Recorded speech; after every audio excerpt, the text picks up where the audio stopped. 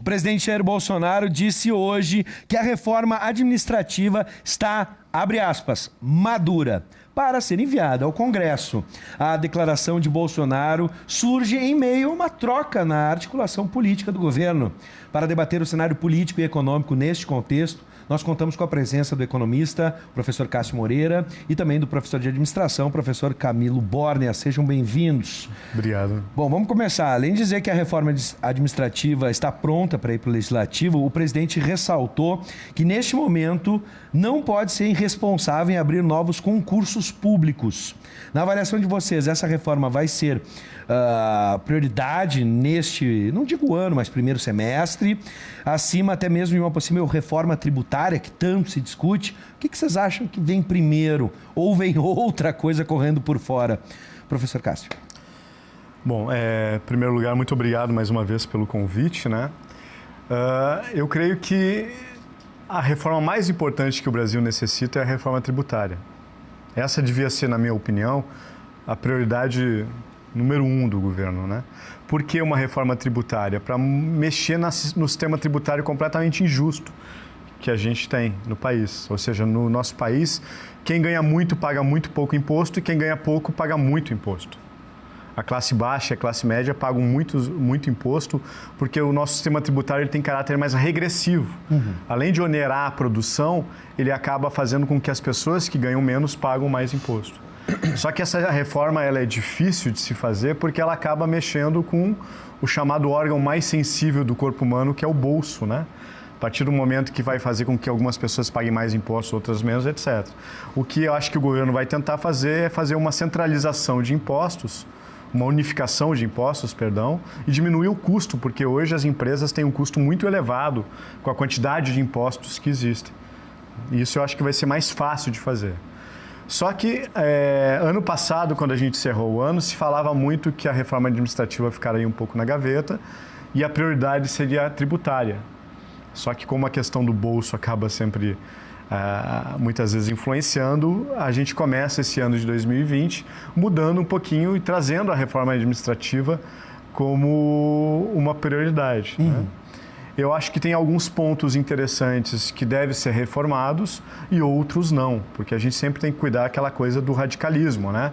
Ou seja, às vezes não dá para jogar a água fora com o bebê junto, ou seja, às vezes é só trocar a água e manter o bebê junto.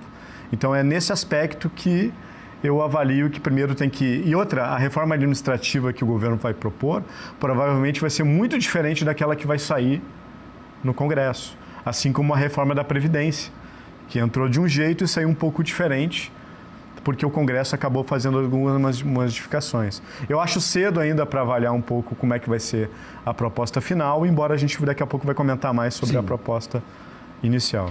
Como lógica, a gente está falando em 2 pontos: um, enxugar a máquina, estruturá-la melhor, outra, arrecadar melhor ou de forma mais lógica. O governo acerta nessas suas prioridades? Obrigado pelo convite, antes de mais nada. Eu não discordo na essência do que o professor Cássio colocou. De fato, a reforma tributária ela é muito importante e, claro, a gente precisaria mudar a forma que são cobrados impostos, mas não me parece que este seja o ponto nevrálgico. O grande entrave de uma reforma tributária, via de regra, é como fica a distribuição entre os 3 entes federativos. Ninguém quer abrir mão de absolutamente nada. Se tem por um lado a União, se tem por outro lado estados e ainda tem os municípios.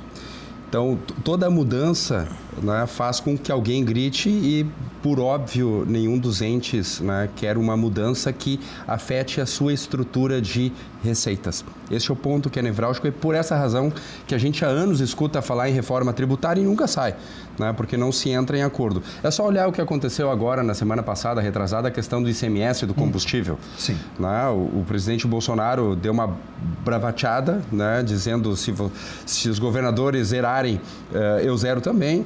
Sendo que a gente sabe que os estados, basicamente, é de 15% a 20% da receita tributária é essencialmente ICMS de combustível. Então, ninguém, em sã consciência, vai aceitar algo assim. Agora, O governo percebeu, e eu acho que isso ele percebeu corretamente, que antes de mexer na estrutura de receita, tu precisa necessariamente mexer na estrutura de despesa. E o Estado brasileiro ele está de um tamanho enorme, as máquinas administrativas não conseguem enxugar os seus quadros. A gente tem um estatuto de servidor que em muitos estados, em muitos municípios, automaticamente se faz progressão automática, se dá aumento sem nenhum tipo de mérito associado.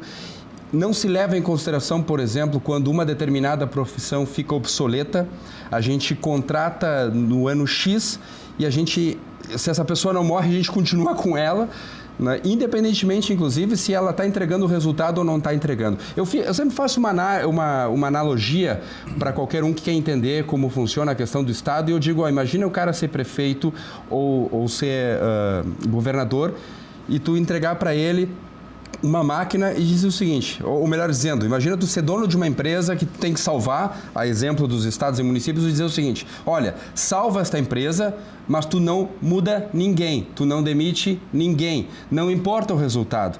Ora, isso me parece óbvio que numa estrutura administrativa não tem como funcionar. E é essa missão que a gente deixa para prefeitos e para governadores e também para o presidente da República. Ele tem uma estrutura que só cresce, não consegue enxugar, e sem nenhum tipo de critério objetivo que funcione de fato, porque há quem diga que a lei prevê que pode demitir, que pode isto, que pode aquilo, mas na prática ninguém consegue. No outro dia o judiciário vai lá e reintegra a pessoa e faz com que aquele ente continue na máquina sem gerar valor algum para a sociedade. Então a gente precisa mudar isso. Eu vou inverter a ordem para a gente equilibrar o debate, mas vamos atacar nesse ponto sobre a máquina. E aqui, no momento, a gente teve uma convergência, mas aqui talvez a gente possa ter uma divergência na medida em que o presidente enfatizou que não vai travar os concursos, mas pretende realizar aqueles que são, abre aspas, essenciais. E nessa fala, ele já deixa a ideia de que algumas profissões não são mais necessárias para o poder público. Como vocês veem essa questão? Por exemplo, no meu caso, jornalista, ele ainda é essencial para o poder público ou outra atividade que quiserem destacar? Por exemplo, vou começar com o professor Camilo agora. Existem atividades que são, dentro da estrutura que a gente tem, que são inerentes à atividade de Estado. Então, tu não vai ter um juiz, por exemplo, contratado na iniciativa privada. Nesse nosso modelo, isso não existe. Né? Ou algum agente de segurança, por exemplo. Mas existem profissões que elas são profissões de mercado, que o Estado, para prover aquele serviço, não precisa necessariamente ser o responsável em contratar e administrar aquele staff. Algum exemplo? Por exemplo, médico. Por que médico tem que ser um concursado? O médico pode ser tranquilamente alguém contratado via mercado, através de uma empresa, de uma cooperativa, ou diretamente via CLT. Por que a gente precisa fazer um contrato de longa duração numa atividade que não é uma atividade inerente ao Estado? A gente perde toda a flexibilidade de poder fazer os ajustes que o tempo exige que se faça para que se enxugue a máquina. Então, qual é o sentido, por exemplo, de tu entrar numa Assembleia Legislativa e encontrar uma ascensorista? E a pessoa tem lá 45 anos e ela vai se aposentar com 55, quem sabe, e a gente vai ter que mantê-la ainda até os 70, 80, 90 anos no sistema de aposentadoria que é pago pelo Estado. Eu não sou contra essa pessoa, vamos deixar muito claro, mas me parece evidente que existem algumas categorias que elas vivem num outro patamar pelo simples fato de terem sido contratadas pelo Estado. Isso não faz o mínimo sentido.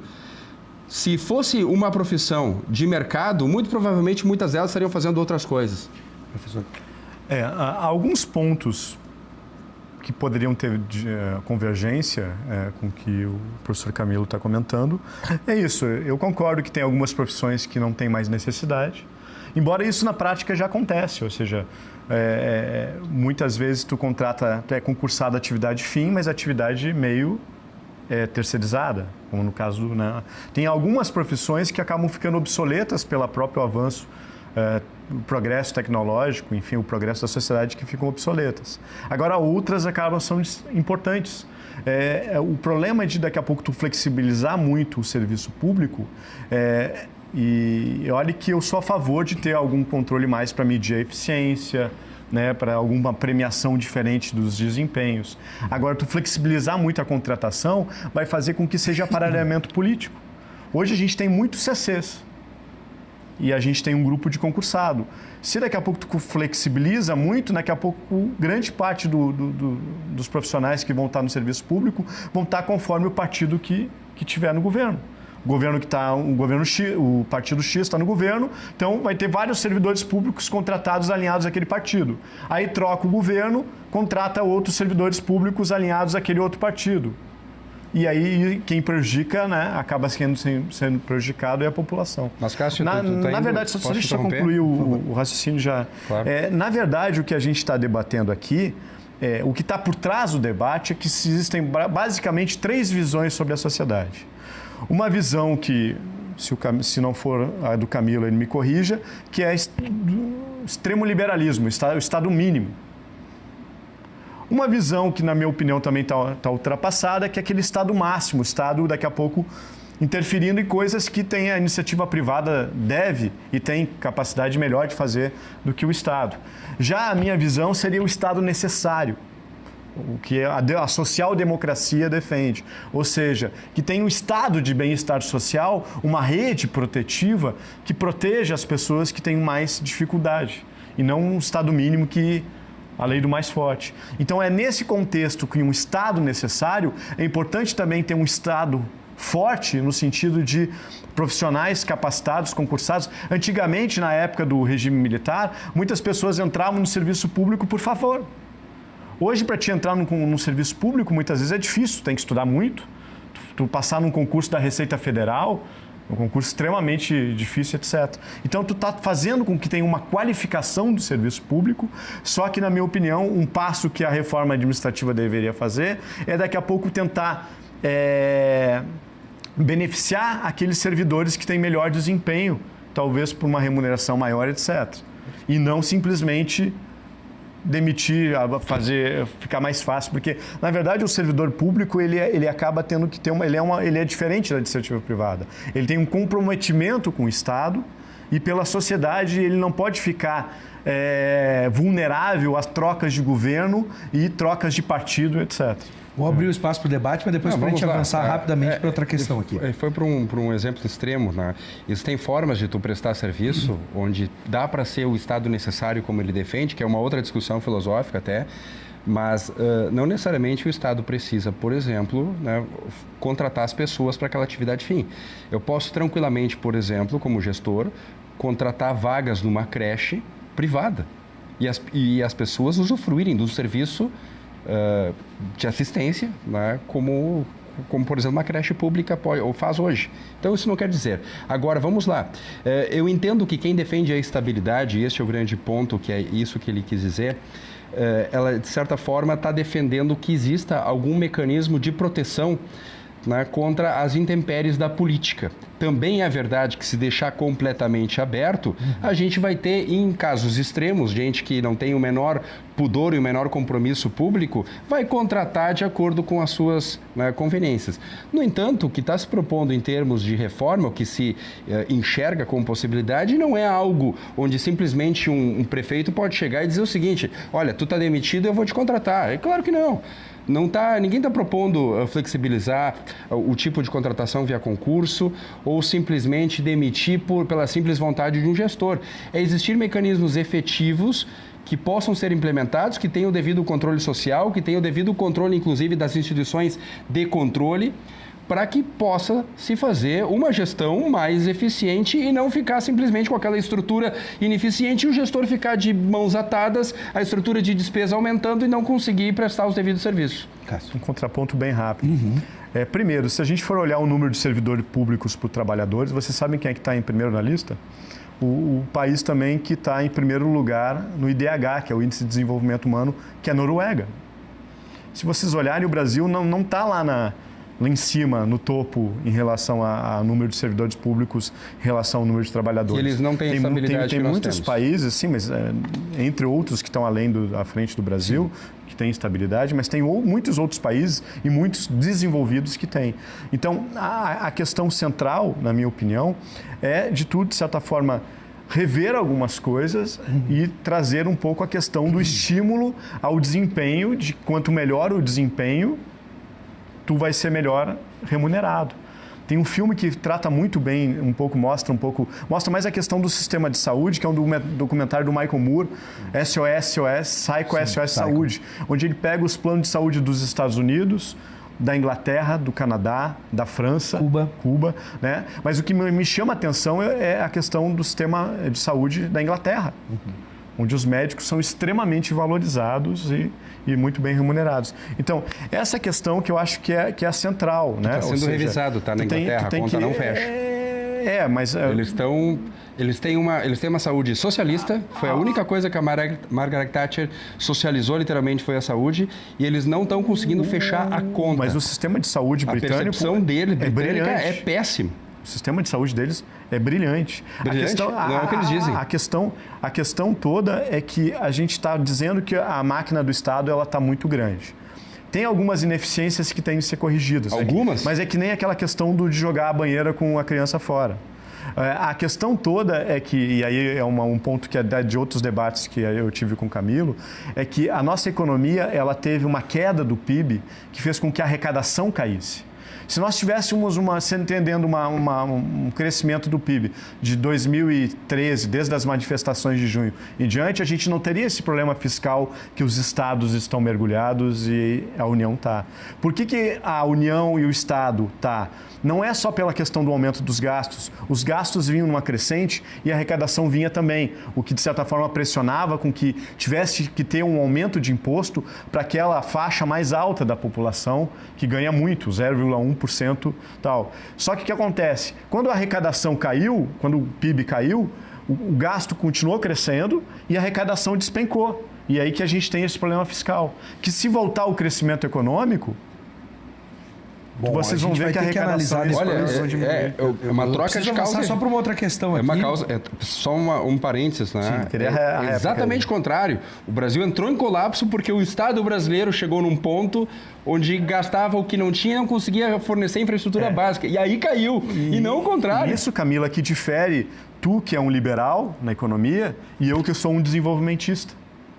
Né? Note que a gente nem está... Sofisma, tá? Para dizer socialista, não tem aqui nem a é um debate, né? Então, assim, não ia ter nem a terceira cadeira. Chamar para concordar, chamar... Não tem nem a terceira cadeira, mas, que seria um socialista.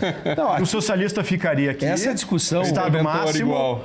Vamos combinar. Estado mínimo e eu no meio, com um social-democrata, o Estado necessário. Professor Camilo, se eu conseguisse resolver esse problema do ovo e a galinha agora, entre gastos e despesas aqui... O que está se propondo pelo governo ia ser maravilhoso. Um pouquinho. Sim. Tá? O professor Cássio coloca como se o governo estivesse propondo outro extremo. Vamos acabar com tudo. O fato, isso é uma verdade, tá? Que foi dito aqui, acho que os dois concordam. A gente tem uma proposta de reforma administrativa que vai passar. E eu tinha uma questão separada, mas não vou conseguir chegar nela, que era a figura do presidente Rodrigo Maia, presidente da Câmara, para ver que ele já inicia esse ano pressionando bastante o governo, ver como é que vai ser essa relação durante o ano. A gente sabe que tanto a tributária quanto a reforma administrativa entram num jeito e saem de outro.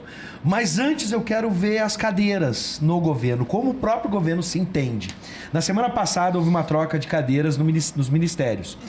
Hoje os militares comandam 4 pastas localizadas então no Palácio do Planalto. Na Casa Civil, no lugar de Onyx Lorenzoni, aqui do Rio Grande do Sul, entrou o general Walter Souza Braga Neto, que se soma aos generais Luiz Eduardo Ramos, na Secretaria de Governo, Augusto Heleno, no Gabinete de Segurança Institucional. Que recado Bolsonaro quer dar nessa troca? Né? Lembrando que Onyx Lorenzoni ainda permanece no governo. O que vocês entendem por isso? E aqui a gente vai entrar em discussão filosófica, ideológica, no próprio governo. A gente viu esse debate no início do governo, entre alas de Olavo, alas militares, alas conservadores, alas evangélicas, enfim. Como é que vocês entendem hoje? Como o governo está se estruturando? Está caminhando para um sentido, para um rumo? Cássio. Bom, primeiro, muitas pessoas criticam o presidente Bolsonaro. Uma das qualidades que eu acho que ele tem, eu acho que ele é uma pessoa muito autêntica, assim, ele diz o que ele pensa, né? E, de certa forma, ele até meio que deu a entender um pouco que ele tem uma dívida com o Onyx, porque foi o primeiro a apoiar a candidatura dele, né? Então, por causa disso, que talvez ele tenha avaliado que o Onyx não tinha a competência que ele esperava como chefe da Casa Civil, mas por questão de lealdade, no sentido de alguém ter o apoiado, colocou no Ministério da Cidadania e colocou um militar que, de certa forma, traz um pouquinho, porque os militares acabaram meio que sendo jogados de escanteio, né? No início do governo Bolsonaro. Isso traz um pouquinho a ala, na minha opinião, mais sensata do governo, que é a ala militar, né? Porque eu tenho muito medo quando a ala olavista toma conta, né? Porque aí é muito ideológico e muitas vezes a ideologia acaba não respondendo à realidade e é muita coisa de fake news, assim, de se pensar. Já a ala militar é uma ala muito mais ponderada e, na minha opinião, uma ala que entende muito mais os problemas do país, né? Então, eu avalio que essa troca foi boa para o governo e para o país. Ou seja, tirar um ministro com perfil muito mais político, sim, né? E talvez mais próximo do olavismo, e ter colocado um ministro militar, que os militares, quer queira ou quer não, sempre tiveram um pouco no seu DNA a questão do desenvolvimentismo e do Estado, né, nacional. Que a minha esperança, como um patriota que sou e um nacionalista que sou, é que essa ala militar comece a defender mais a questão do patrimônio público brasileiro, de algumas estatais brasileiras que são extremamente estratégicas para o processo de desenvolvimento. Não todas, como eu falei, o socialista aqui ia defender que tudo fosse estatal. O neoliberal ia defender que tudo fosse privatizado. Eu acho que algumas coisas podem ser privatizadas. O social-democrata, ele se coloca por conveniência social... quando convém. Não, o conceito de social-democracia, ela surge que quando um movimento surge, porque, na verdade, a social-democracia ela surgiu no início como uma etapa para chegar ao socialismo. Por isso que existe essa confusão. Mas, já há muito tempo para cá, a social-democracia aceita o capitalismo como o melhor sistema e prega reformas dentro do capitalismo com intervenção do Estado da economia, não defendendo mais o socialismo, que, na verdade, é uma coisa utópica que nunca deu certo. 2 minutos. A culpa é tua, porque tu provocou o professor, viu, professor Camilo? Provocou, ele tomou um tempo. O social-democrata... fazer um programa fala. Debater 2 minutos, exato. O social-democrata, ele é um socialista que se deu conta que o socialismo não cria riqueza. Então, ele cede alguma coisa por outro lado da força. Fechando a provocação aqui. A China é social-democrata, então? Fechando o parênteses. Vamos lá, professor. Tem 3 alas, tá? Tem 3 alas no governo. Existe uma ala mais conservadora, eu diria até por um tanto reacionária, né, que tem os olavistas, tem evangélicos, né, tem a ala militar, que é uma ala que tem se colocado de uma forma muito eficiente, tá, na forma de desempenhar sua função e que tem a confiança, né, do presidente, mas tem uma outra ala que anda sozinha e que é o pilar de tudo, que é a ala liberal. É aquela turma que o Paulo Guedes levou lá para o ministério, que são os intocáveis, graças a Deus, né? Porque eles que estão arrumando a casa para que os militares que têm uma certa dosagem de eficiência consigam fazer o seu trabalho. O presidente acabou fazendo todo esse mexe, ele esgotou a paciência com o Onyx Lorenzoni. O episódio do avião da FAB foi aquele que foi a gota d'água. Sim. E acho que natural a mudança que ele fez e acho que vai ser bom para o país. Bom, o debate está muito gostoso, está muito bom ouvir os dois falarem. Inclusive, as provocações são sempre bem-vindas nesse tom de respeito. É sempre um prazer receber os dois professores aqui, professor Cássio e professor Camilo. Sejam sempre bem-vindos. E até um próximo debate, que eu sei que continuam em vias aéreas aí, andam se encontrando nos voos aí e causando turbulências nas aeronaves com seus debates. Sejam sempre bem-vindos. Muito obrigado. Valeu.